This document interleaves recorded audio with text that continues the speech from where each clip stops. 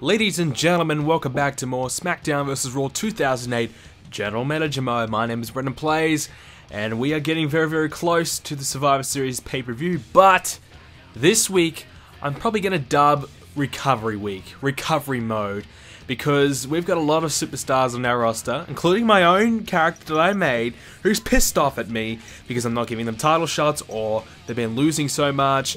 So this week, we are basically in recovery mode. We're going to try and fix it all, but if all, worst comes to worst, we'll just do a little bit of a cheat at the end of the video if they still don't like us, so we don't lose them, because we've already lost Kane to the fact that he was pissed off at me. I think, what was the reason because of Kane? Was it because I didn't give him a title shot for so long, or I don't know. Normally that's the case. Sometimes they get angry at you if they lose like 8 matches in a row. So, we want to try and avoid that this week. But, now I want to ask you guys a question. I want to get some discussion going on the early get-goings of the video. I just had a bit of a thought. 2008 was a pretty good year, wasn't it, of WWE? It was the beginning of the PG era, midway through 2008, but I thought that the start of WWE in 2008 was pretty good.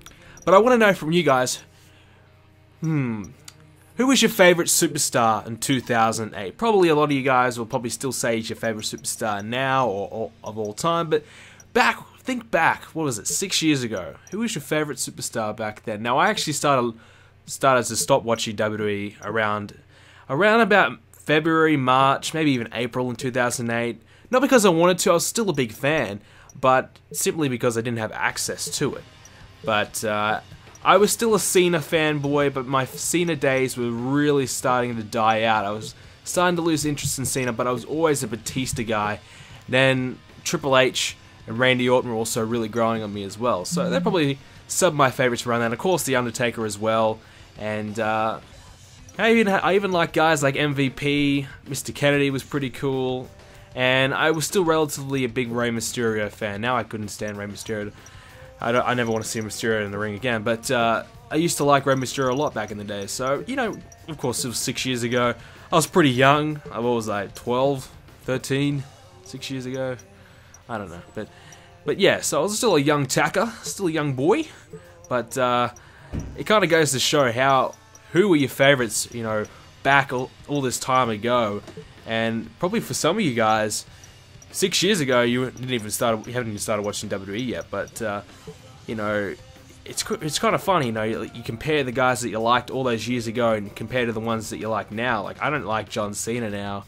I'm still a Batista fan, still a Triple H fan, still a Randy Orton fan. So I guess in that way, it's still a lot of similarities. But anyways, in the Fix-It mode today, we're gonna have a World Heavyweight Championship matchup. So we satisfy Batista. You guys in the comment section last week told me, well, one of you guys told me that the best way to do it is to have a one-on-one championship match. That should sort them out. That should appease, their aspirations of wanting a championship match and wanting to be champion. So, Brenden, the Beast, is having a bit of a problem. He wants a title match, so we gave him one, I believe, last week. But since you guys told me to do it in a one-on-one matchup, that's what I'm going to do this week. So it also means we're going to have to drop a rivalry. So the Batista and Brenden rivalry will be dropped, unfortunately. So this better work, or I'm going to be pretty pissed about that. But I don't think it really matters anyways, because that was a bit of a filler rivalry just to kind of give Batista something to do. But also, now that I'm thinking about it, who do you guys want me to put in the Elimination Chamber match, for Survivor Series? We're going to have one normal match for Survivor Series for the world title, obviously. And then we're going to have a couple of guys in the Elimination Chamber match to represent Smackdown as well. So I haven't really thought about who I was going to put in yet. But if you guys got any suggestions for that, make sure you let me know down below. Obviously, we could put Batista in there now that he's freed up. So, I don't know. It'd be very interesting to see, who should be put in there, who's going to perform the best. So, we're going to play the Undertaker and Batista match. I made it a parking lot brawl as well. We've got Brenden and John Cena in a hardcore match later on. We're going to play the 2 matches today. And we may even show the highlights of some other ones, because we have to play as Triple H, because if Triple H loses, he's walking out. So we have to make sure we play as Triple H and make sure that he gets a win this week. So I'm playing as the champions in this episode because I don't really want my champions to lose the title because, you know, it kind of would screw up all the feuds I'm doing. Like, Batista's not in a feud anymore, makes no sense for him to be the world champion. And plus we have the Undertaker and Edge feud that's really heating up, and we really just started getting it going, so if we had Undertaker lose, well, that would be pretty shit. But who knows, Batista could still beat us, even though I think this game is relatively pretty easy back in the day. I actually do think I have it on a really easy difficulty though. I don't think I really kind of upped it up to at least hard. Oh my god, I'm stumbling today. But I may do that. No, I probably should do that. But yeah, so Undertaker's got Batista in a bit of a submission hold there. He releases it. It's a parking lot brawl. I don't think you can win by submission in parking lot brawl. I think you can only win by knockout. And I tell you what, I did not know you could climb that freaking limo. I had played this game all these years ago, and I never knew you could climb that limo. I just did it then, and I was like, holy shit, I want to do that again. I never knew, so I just decided to stand up there for a while. I never knew that you could do that. That's pretty awesome. I always thought you could climb the fire truck because it has the ladder on the side, but I was pretty disappointed when I found out that you couldn't. Well, you probably could. I mean, who knows? You can climb the limo. You can probably climb the fire truck. I don't think so, but that's pretty cool. So, you know, the more you know, hey? So you can play these games all you want, but sometimes you still find out something that you didn't know, even if it is 6 years later down the track, or maybe probably 7 really. They released the game a bit earlier compared to the year, but yeah, so that's pretty amazing. Didn't know that. Did not know that. As Undertaker's got the table, he's just slamming away on Batista right now. Two of my favorites, like I discussed earlier. And Undertaker trying to put Batista away pretty early, I'd say. And I always like the parking lot brawls. I really enjoy them.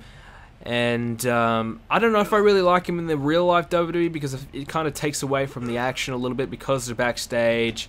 As Undertaker, well, a choke slam to the concrete. That's not gonna tickle. I always thought it took away a little bit from, you know, the action because the crowd's not really into it. They're just kind of sitting back and watching. They're not getting to see the action. Everyone's just glued to the screen like we are at home. But I wouldn't mind more like backstage segments. You know, I liked it when Ambrose and Rollins the other week, they were attacking each other backstage in the parking lot, and you know, doing stuff like that, little segments like that's pretty cool. You know, a lot of backstage stuff. You know, fighting backstage, like it makes sense. Like these two guys hate each other, but they both go backstage, and all of a sudden nothing happens. Well, in my opinion, we should see more backstage skits and segments. But with those WWE budget cuts, don't expect to see it anymore. As Undertaker, Batista, I think, rolled away from that. I was going to say he just hit Batista with the chair, but he followed it up with the DDT. Could be looking to put Batista away here. Uh-oh. Here we go. He's going to get him up. We're going to see a tombstone. Batista's in the red zone already. Oh, tombstone, and that is the knockout. The Undertaker wins by knockout. Big victory for the dead man. He retains his world title. So now we'll move on to the second match of today's show. It's for the United States Championship. Hardcore title, hardcore match. I was going to say hardcore title, but that doesn't even exist in this game.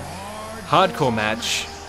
So this is a Brenden specialty as well. So that should bump the ratings up a touch, but don't expect too much, I would say. I think we got a pretty decent week overall, though. You know, Undertaker, Batista, world title. It's in a backstage brawl. That's instantly good ratings. So there's hope. There's a little bit of hope yet for us, and hopefully we can achieve a decent rating this week. As here comes Cena. You know, even though it is recovery mode, recovery week, we can still land ourselves a good rating. Obviously, the title's on the line. That automatically increases the ratings by a little bit. As here comes the Beast. We just saw John Cena come out. So the Beast looking good, as good as you can get him to look in the old games.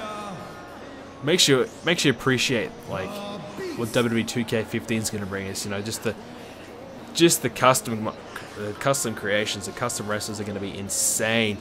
You know, I got requested to do a graphics comparison video from like this game compared to the new one. I probably should do something like that. It'll be amazing to see. As John Cena and the Beast are going to go at it right now. So the Beast has already kind of competed for the United States Championship in the past, without a lot of luck. You know, he faced Triple H, and he was trying to get himself the US title, and look, you know, he didn't really achieve much. I think it might have been a parking lot brawl as well that Brenden had a match for the US title in. So certainly very interesting that it is the same kind of matchup. So, but today though, it is the hardcore match, and that is Brenden's specialty. So realistically, we should see a victory from the Beast right now. As they take it to the outside of the ring, hardcore match of course, so you expect to see it outside the ring. Expect to see a few extra toys being implemented as well. So, I mean, John Cena's got a date with Triple H. Probably not at Survivor Series, maybe at Armageddon for the United States Championship. And, you know, I think maybe next week we should do like a preliminary Survivor Series kind of show. Obviously, we can't have all the titles on the line at Survivor Series because we only get the one match. So maybe we should do some extra title matches on next week's show just to kind of bump it up a little bit, and also give an opportunity for our rivalries to have some kind of big matchup just to, I don't know, get their title match and please some of our superstars. And look, you know, if it doesn't work, it doesn't work, but you know, we are behind the ratings like we have been pretty much the whole series, but I still feel as though we're getting close. And a lot of you guys who say to me, look, all you gotta do is trophy date up you guys, get them up to 100 popularity, and you'll be outshining everyone in the ratings. Yeah, but I still want to kind of keep true to what my formula. I'm interested to see if this works, if in the long run I do achieve success by doing this. And I never really had a lot of success in the ratings specifically. Sometimes, yeah, but I want to try and see if this works. You know, see if keeping everyone above 80 is the way to go. So you still differentiate all the three divisions, and you still kind of get a good show. You know what I'm saying? So I'm looking forward to seeing it. But like I said a couple of weeks ago, we are getting pretty close to WrestleMania season. So it's been a long series, but we're getting there. We are getting there. So I'm really looking forward to seeing what happens next. Survivor Series is going to be a big show for us. I'm feeling as though if we can win that Elimination Chamber, get ourselves the number 30 spot in the Royal Rumble, we've got a big advantage over the other two brands. Big advantage to get the Royal Rumble victory and headline WrestleMania. So that's what you want, and that's hopefully what we can get, because we want WrestleMania to be our big show. We want WrestleMania to feature our guys in the big spot. So if that's the case, then cannot wait for it. So I don't know who. I haven't really got any ideas of who we're going to put in the big WrestleMania main event. Obviously, probably best to do a one-on-one match rather than a kind of fatal four-way or something like that. So maybe we probably should start thinking about it. Who do we want in the main event of WrestleMania? Should we probably bring someone new in? I don't know. And I know you guys voted on a poll a couple of weeks ago to determine who I will be trading in next, and I probably will do a trade after Survivor Series. I think now that our rivalries will be all settled out by then, maybe after Armageddon as well. Who knows? But once our rivalries all kind of faded out and everyone's kind of moved on, I think that'll be a good time for us to bring some new talent in. And obviously we got guys like Shawn Michaels that I would still like to sign. Randy Orton I would like to get as well. So you guys, I think, were, like I said a couple of weeks ago, the favourite was Shawn Michaels to sign. So we'll have to wait and see how we go on that. But I'm looking forward to seeing it. So seeing what happens next as Brenden, with a steel chair, takes out Cena's leg. We don't really want the Beast to win this one, even though I'm a fan of the Beast. Just saying, I think the Beast is pretty good, but it's not his time yet. He hasn't won a title yet in the series. That's kind of interesting as well. Cena, obviously, former world champion and now a US champion, so he's had a lot of success in GM mode. Whereas Brenden, he's been around for a while. He's had a long rise to the top, but I feel as though he's on the brink of breaking into that world title picture pretty soon. But a US title reign certainly wouldn't help him to try and solidify his spot as a potential threat to the big belt. But if he can beat Cena, that certainly could help. But it looks as though Cena's going to put him away here. Got him up on the shoulders. The FU. That is it. It surely should be enough to put Brenden away here. Cena, oh, with a leg drop just for good measure. Another one. Hits the 2 leg drops. Here we go with the cover. He's going for the pin. 1, 2, 3. That is enough. John Cena retains his United States Championship. Big victory for Cena. We're going to jump into the end of the Triple H matchup. He was teaming up with CM Punk to take on Edge and Rey Mysterio. Of course, CM Punk and Edge having a... Sorry, CM Punk and Mysterio having a feud. And Triple H and Edge aren't feuding, but of course their feud was taken over this week by, you know, rivalry instead of a match. So these guys were just thrown into this one. So the 2 #1 contenders for their respective championships that they are fighting for will be facing each other off as Triple H takes down Rey Mysterio. Of course, the whole point of this match was to get Triple H a victory because the game is not getting the wins for some reason. I don't know. Creative just doesn't want him to win anymore. I don't know. Triple H is getting buried, so the shovel has been reversed. The shovel is now burying the game. So Triple H failed to play the game, and now the game is playing Triple H. As Rey Mysterio may be looking to get a tag, he's not going to. Triple H is up to his feet, takes down Mysterio, and he's looking good at the moment. Triple H, he may be able to put Mysterio away here in tag team action. What's he gonna do here? Uh-oh. Uh-oh. Pedigree. Pedigree to Mysterio. That should be enough. But Triple H is trying to take out Edge before he goes for the pinfall. And he's not really having much success here trying to take down Edge. But, I don't know. He's going to try and take down Mysterio. He does so. Will that be enough to put him away now? Hit the pedigree before. He's going to go for the pin. 1, 2. Edge is coming, but he's too late. Edge too slow.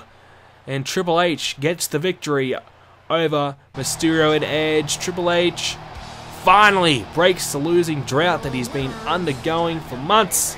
And he has finally got a victory here on Smackdown. And, well, he beat Rey Mysterio, so not a bad guy to beat in the process. So CM Punk also picking up a victory over his arch nemesis Mysterio as well. So that can only help these 2 guys in their endeavors to win their respective championships they are wanting to get. Of course, CM Punk and Mysterio, well, those 2 guys just simply do not like each other. So we'll now move on. We'll simulate the final 2 matches, see who won. So the Fatal 4 match, Sabu beat Nitro, Hardy, and, well, Hardy. So both the Hardy Boys, Mark Henry and MVP won against Crime Time. And of course, we saw the other 2 matches before. So we'll simulate ahead, we'll see how the ratings went this week. So Raw, 3.5-star rated show. Not too bad. That might be difficult to beat. Hopefully we can get 4-star. That would be beautiful.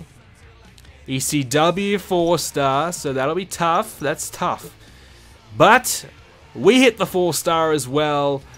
So the tag team match is doing okay. The 2 title matches did well. One was 4-star, one 4.5. Big week for us. JBL says we're low on cash. Don't care. We did a good week in the ratings. But look at this. Look at this shit. Furious. Well, you want to talk about Furious. I'm the one who's furious right now. I am furious because Brenden wants a title shot. And we just gave him one. We just gave you a title shot, you son of a bitch. Jeez. Not happy. I am not happy, but it is what it is. We satisfied 2 of our superstars. Triple H wants a title shot now. He won 1 match and now all of a sudden he wants a title shot. Thinks he's the next World Heavyweight Champion. You can't win in this game. It's frustrating. It's difficult, but you have to try and overcome it, baby. So of course we lost 1 rivalry, but we have 4 rivalries now with a 2 thumbed up. So, looking good. Ratings, we had a bit of an improvement. So that's always nice. And that will do it from me in today's episode of GM Mode. Hope you guys enjoyed it. If you did, please leave a like, subscribe, and I will see you all next episode coming out soon.